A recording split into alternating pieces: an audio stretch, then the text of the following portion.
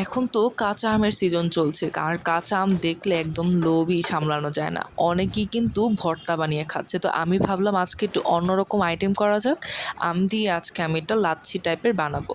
তো এই তো প্রথমে কিন্তু আমি আমটাকে ভালো মতো ধুয়ে নিলাম, কারণ অনেক ময়লা থাকে, ফরমালিনও থাকতে পারে, তো অনেকক্ষণ ভিজিয়ে নিয়েছিলাম। আর সাথে আমি 2টা লেবু নিয়েছিলাম। লেবুটা কিন্তু স্বাদটাকে আরও ইনহ্যান্স করতে সাহায্য করে, আর ব্যালেন্সটাও করবে টকটাকে অনেক ভালো মতো।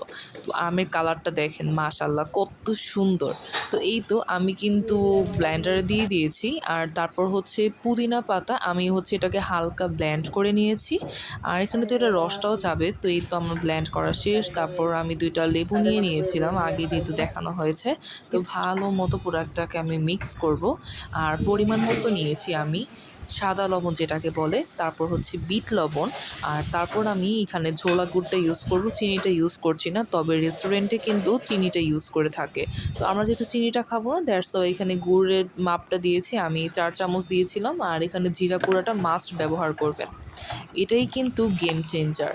তো ভালো মতো এটাকে আমি নেড়ে নিলাম, এখন হচ্ছে পরিবেশনের পালা। আমের যে পাল্পটা আছে এটা ঠান্ডা করে তারপর আমি একটু ঢেলে নিয়েছিলাম, তারপর হচ্ছে একটু 7 আপ দিয়েছিলাম, কেন জানি এটা মানে ভিডিওতে আসে নাই, হোয়াট এভার। তো আপনারা কিন্তু মাস্ট হচ্ছে 7 আপটা ট্রাই করবেন, আর যাদের হচ্ছে এরকম ডায়েটের প্রবলেম আছে তারা হচ্ছে ডায়েট 7 আপ পাওয়া যায়, এটা ট্রাই করবেন। আর হচ্ছে পুদিনা পাতাটা দিবেন, এটাও কিন্তু স্বাদটা বাড়াবে। আর এখন আমি যেহেতু শেফ, তো আম্মু আজকে ট্রাই করে বলবে এটা আসলে কেমন হয়েছে খেতে। অনেক টেস্টি, সত্যি? খুবই সুস্বাদু। Thank you.